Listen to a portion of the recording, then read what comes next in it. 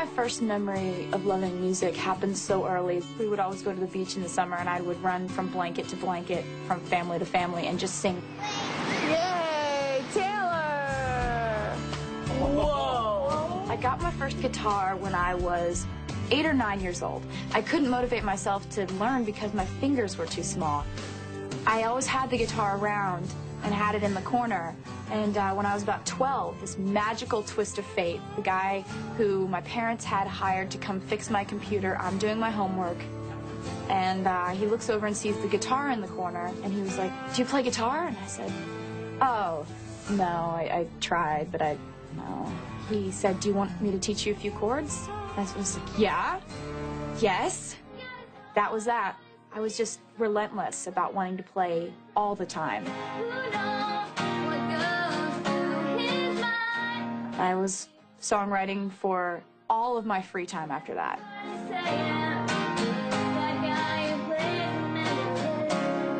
I think the first full song that I ever wrote was called Lucky You, and it was about this girl who dares to be different. At that time, that was sort of, describing herself. I got teased a lot, and I got made fun of a lot, and I, went through periods of time where I didn't have friends because all the other little girls were going to sleepovers and playing soccer, and Taylor wanted to sing on a stage, and that was a little bit different.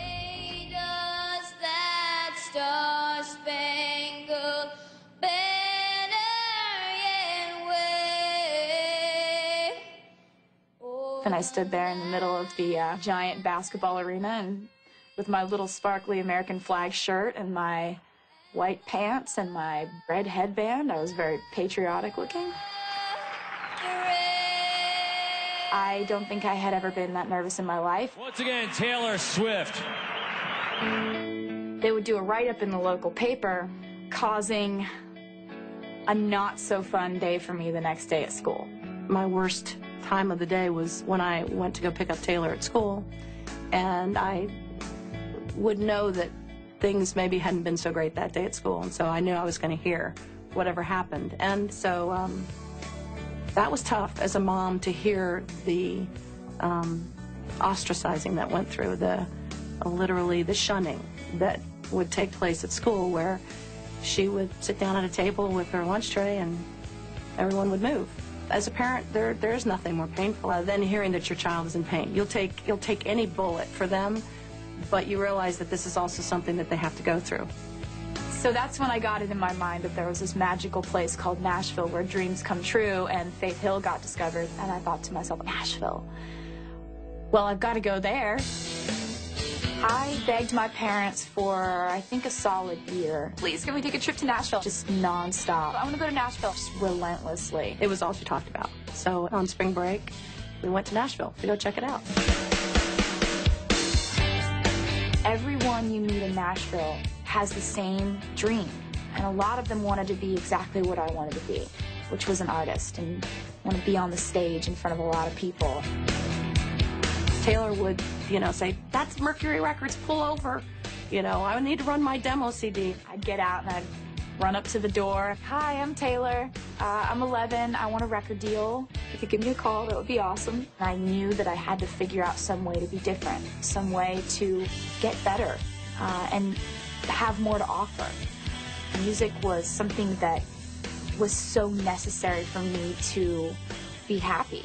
I would play for hours and hours until my fingers were bleeding. She never put it down. She wouldn't put it down. We'd have to literally say to her, "All right, put the guitar down, come to dinner, then you can go right back and play." But it became a matter of forcing her to put it down at that point. I just fell in love with it.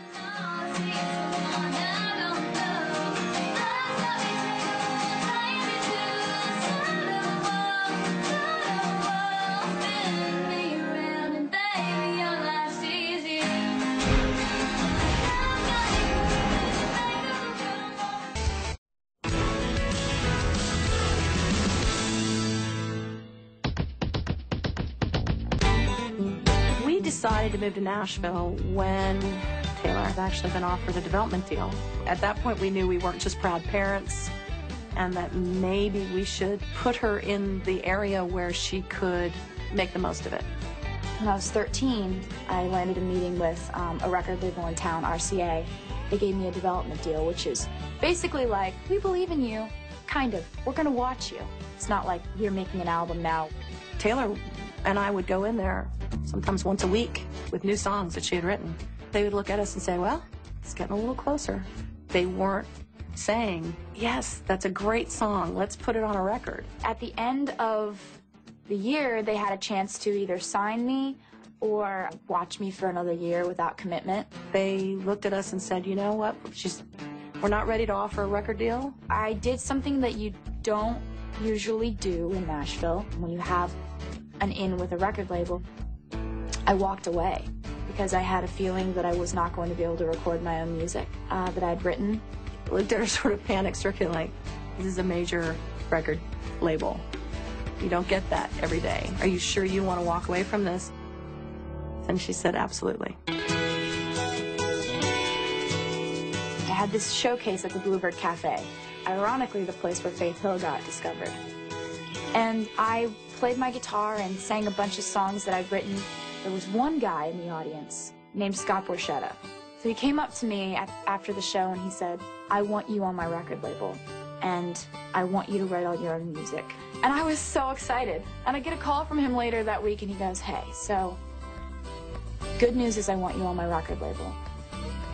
Bad news is that I don't actually have a record label yet. Well, he explained to me that he doesn't have a building, he doesn't have a name for it. He just has this dream that he wants to do it. So he says, will you just please wait for me? And for some reason, I was willing to wait for that. Because she believed in the person who was going to be running that record label, and he really believed in her. I knew that if I could be a part of building something from the ground up, of being the first artist on a brand new record label, that would be okay with me as long as I could do something really adventurous and bold and new.